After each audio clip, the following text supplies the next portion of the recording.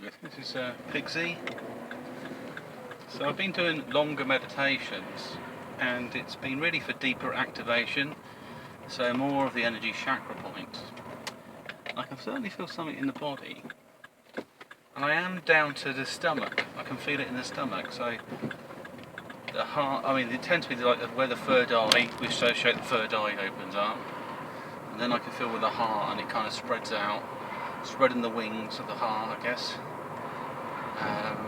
With the mind, I guess it becomes more focused. Just trying to think of my understanding and how it might relate to maybe your understanding of different things. So I can feel this kind of energy, and it becomes more focused on the third eye, while the heart spreads out a bit. And maybe the stomach, it kind of spreads down slowly. It may be going through the organs. There must be like a nerve point I'm stimulating. So for the neuroscience, I'm detecting something because I'm becoming more sensitive. I'm tuning into that, and it's because when your mind's clear, you're able to access other things that influence your mind. I had a sort of long chat with someone today. We were talking about sort of psychology, and I said, well, with things like autism, you know, how does it affect the brain? I said, well, the brain doesn't really show the autism. It shows as your mind develops along certain pathways, because you're developing it, so like a muscle, you're working out it in a certain particular pattern. The neuro pathways are more like roads and highways. They become more these junctions, and I guess in a kind of computer terms, they take the bandwidth.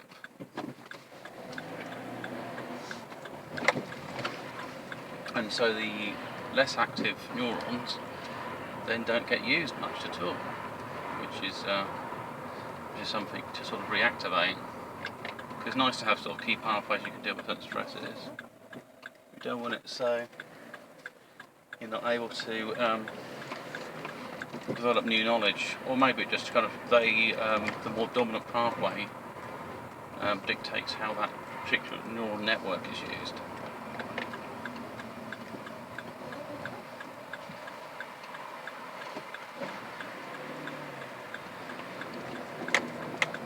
So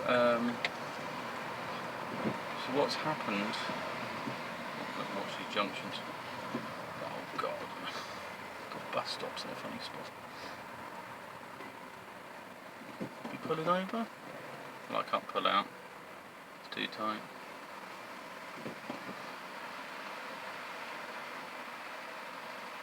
You might be able to. Let's do it. Drive down the wrong side of the road. Fantastic. So anyway, so what's happened for myself is, so I've developed a more deeper sense of like, it's a bit like when you focus, a different type of yoga actually, when you focus on one point and you can sense it. Like if you focus on your finger, you should be able to feel the tip of it feels more sensitive. But if you've got somewhere like your heart, you don't normally think so much about it. So it might be harder to activate. But over time, you'll build that sensitivity up because you're constantly thinking about it for a period of time. And most of the meditations, maybe they could be as short as 15 minutes, really, or less than that. Sometimes 10 minutes feels like it's half an hour or longer. You might think, how long have I been in? And you might resurface for a bit, and then you go back in. Or you might just go all the way. Just think, I'm on a roll now, just keep going. So it might be 20 minutes of meditations, or may go, so that tends to be a general meditation group. General meditation might be 20 minutes, half an hour. But I'm doing sort of, I might do two together, or I might just do one big one. It's going to be maybe 40 minutes, 45 minutes.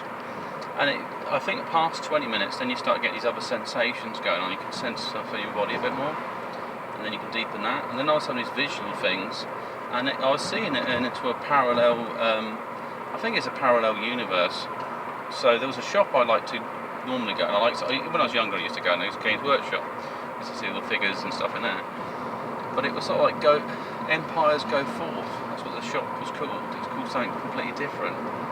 and I noticed that in the town where it's situated, they had an electric tram system, and possibly electric cars. I was seeing something, and where you'd have a standard car, but if you wanted like seating in the back of it, you'd have an attachment to the rear of it. Oh, here's across it. So you'd have an attachment, so you could attach a bit like a trailer, so you could attach some extra seating behind it, which would be different, because I guess if you wanted to save electricity, save space, if you could detach half your car, then you could run on the same battery, the same motor system with a lesser weight. So it makes quite a lot of sense.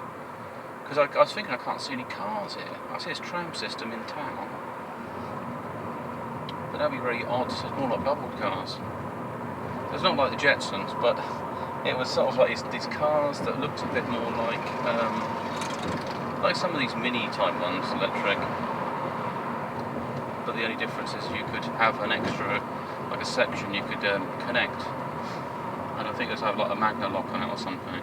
You lock it in place physically, but there's also a strong magnet. So if for some reason it failed the magnet, you would have also a physical connector keeping it in place as well. A bit like the way a train works, really. So it's like a fusion between trains and cars. So that's an interesting place, but it's just something different. It's just basically how the cars evolve. I guess for my readings of it, what I'm picking up on it, is that certain legislation came in place around cars, and as a result it changed the way they were built. You know, if you put legislation saying all cars must be electric driven and meet certain licensed purposes of use, then you need a license to have extra types of different cars, adaptations, all sorts of things. You know, like goods.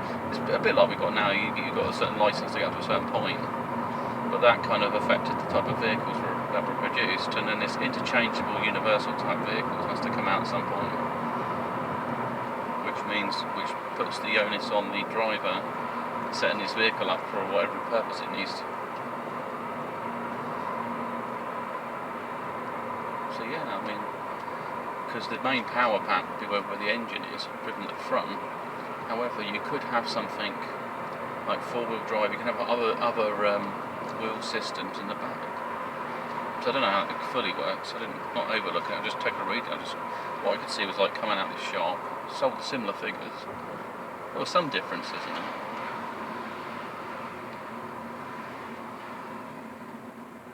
Like I think what they would call wood elves were like little goblins. So they were different appearance, were less human, which was different.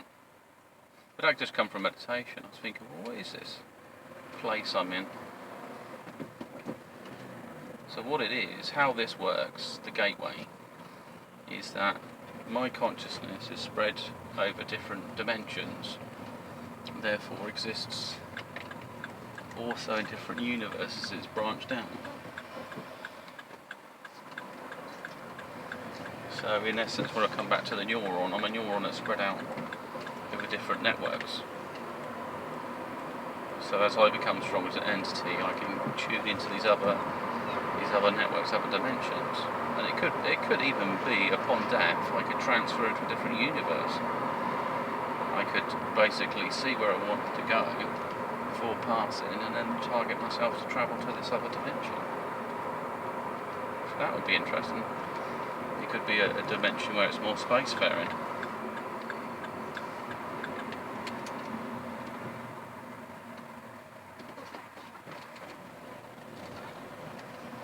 But then it's also the frequency of that soul could bring out something as well. If you don't choose where you're going, you might get drawn to a place, say, like if you're in a dark place, maybe a war, or maybe you're in a lower frequency, and maybe you can't. You'll just be like a wandering spirit in another realm, basically, so you find a way to come across. So there's deeper stuff there to think about. That's why I need to maintain these meditations I've been doing. most people think it's about relaxation. That's level 1 really. It's a bit like Qigong. People do Qigong to relax, like Tai Chi, but then they want to harness their Qi, so they go into another area.